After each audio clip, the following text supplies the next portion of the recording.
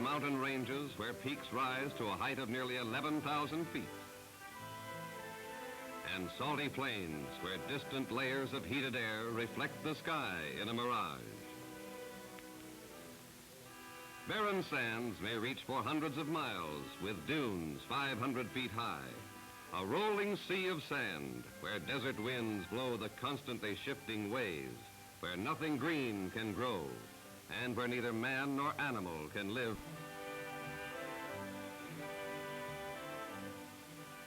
In modern times, man has built railways along the edge of the Sahara, but the trains are small, and these rail lines reach into the desert only a few hundred miles. Beyond the rails are roads, some of which go completely across the Sahara, but such roads are poor, and in some places, piles of rock are needed to help mark the route. At emergency stations, water and gasoline are available for passing cars, and cargo trucks carrying supplies to the few lonely towns of the desert. Airplanes, too, are helping conquer the Sahara, carrying passengers and cargoes swiftly over dunes and mountains, covering in hours a distance that would take many days by train or auto, and many months on foot or camel. And even they are very small, merely a few, where 4,000 or 5,000 persons, mainly.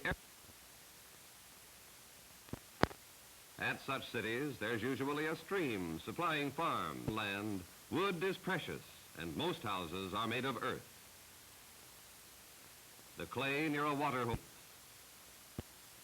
In drying, these cakes harden into bricks, which can be built into walls and smoothed those whiten to reflect the sun, hold up and make such desert dwellings comfortable.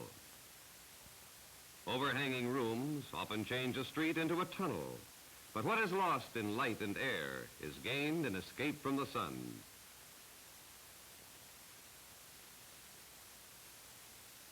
Within such cities, tiny donkeys easily carry loads that would seem as heavy as the donkey itself. In the market square, these men are making leather slippers. Nearby, desert farm products are exchanged for goods from other areas. Dates and grains from local farms are traded for spices from Central Africa, sheep and goats from northern mountains, or metalware and clothing from Europe. Such goods are brought by the trains, trucks, and planes.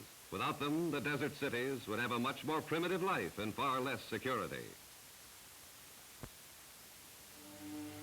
But away from these cities are millions of square miles of desert in which live many thousands of persons. To reach such remote areas, man must use the only beast of burden which can live well in the desert, the camel. A camel's wide, flat feet do not sink into desert sand. It can eat hay or straw, but can live equally well on desert grasses, and its nostrils can be closed against blowing sands.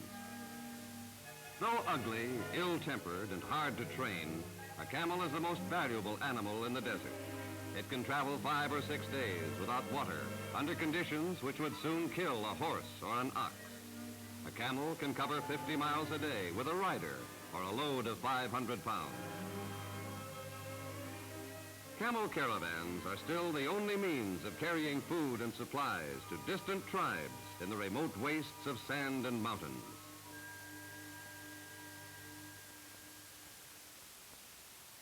At the foot of mountain slopes, where occasional rains collect, there are sometimes grassy plains where goats or sheep can graze.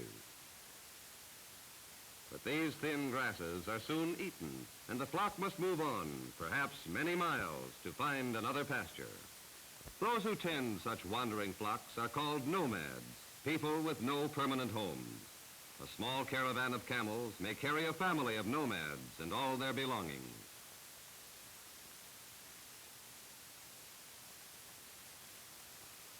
Here, enough grass has been found to give a few days' grazing to the lean nomad flocks. So camp is made. A nomad tent is a strange house, but an extremely practical one for the desert. The dwelling must often be moved, and this tent can be rolled up and carried on the back of a camel. The coarsely woven material helps keep out blowing desert sands, and being low and rounded, The tent offers little resistance to strong desert winds. The family's water bags are hung on a pole tripod. Coffee is ground with a brass mortar and pestle.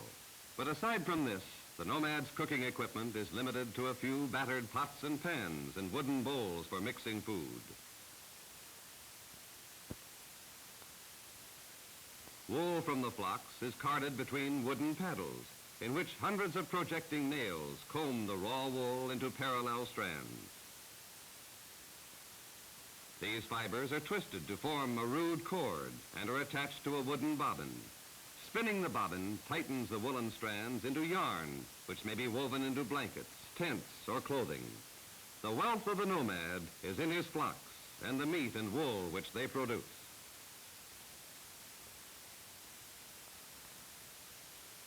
Scattered widely through the desert are springs or groups of wells.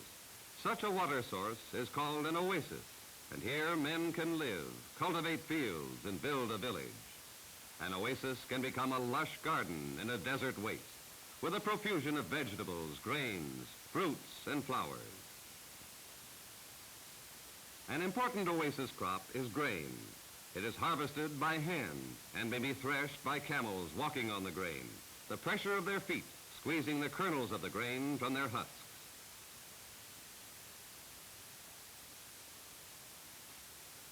At such an oasis market as this, passing nomad tribes may stop to trade meat and woolens from their flocks for the fruits or grains of oasis farms.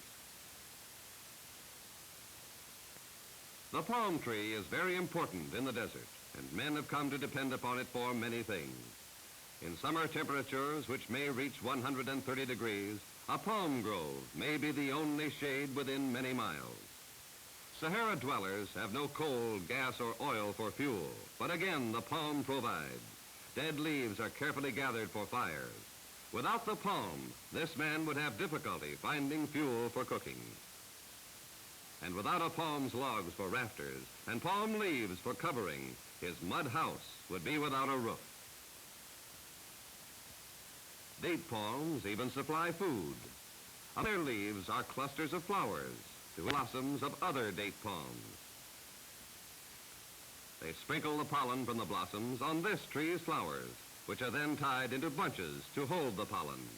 Natural pollination would produce a few dates, but to ensure a heavy crop, this additional hand pollination is necessary. In a few months, the seeds ripen into rich clusters of fruit. In this hot land, where there is neither ice nor electricity for refrigeration, very few foods can be stored, but energy-giving dates can be dried and kept indefinitely without refrigeration. Next to the farms of this oasis is a small gathering of mud houses. The number which can live in such a village depends upon the amount of food which can be raised on the nearby farms. For although an oasis may seem a pleasant place to live, even here man has a constant struggle with nature. The fight for water, food he eats, the water he needs to drink, his whole existence may depend upon the slender thread of a tiny stream or well which may dry up and take life with it.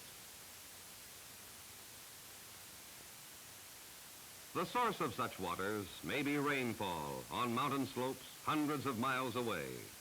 Such waters, seeping deep underground, may rise to the surface in a tiny spring, running as a stream for a few miles, then soaking into the desert.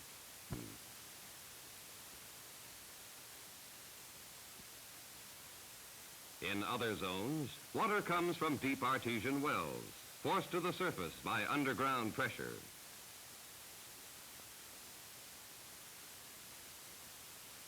In some wells, fine sand may filter through spaces in the rock walls, collecting at the bottom.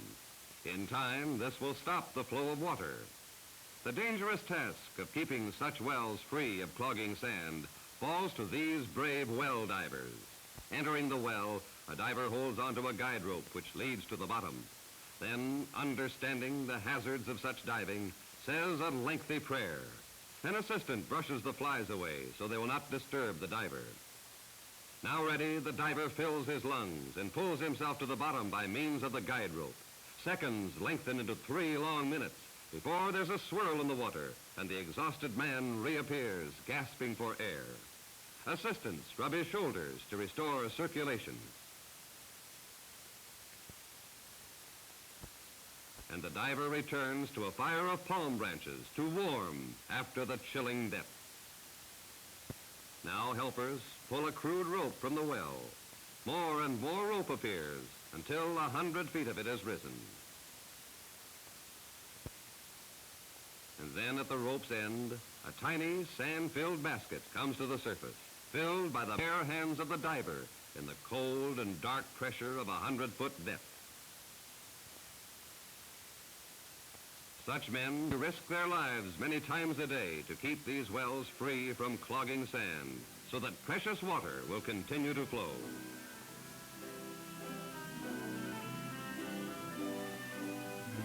Whether from clear artesian wells or from slime-covered pools, in the Sahara, water is oasis green and habitable. But without water holes and oases, this would be a barren land where man could not live.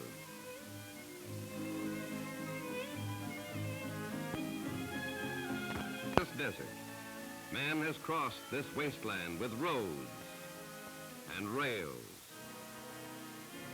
Planes and trucks carry goods to cities where thousands of men live, 1,000 miles from what we call civilization. Yet in spite of man's science and effort, there remains the greatest part of the Sahara which few men know, where roads block man's advance, where only a lonely caravan can cross a rocky plain, where human life depends upon a hidden well, or where a seeping pool of water gives life to an oasis. Ends like an island in a sea. The people of the Sahara have a hard and uncertain life, where a whim of nature may take their water source, blot out their farms, and so their existence of life in the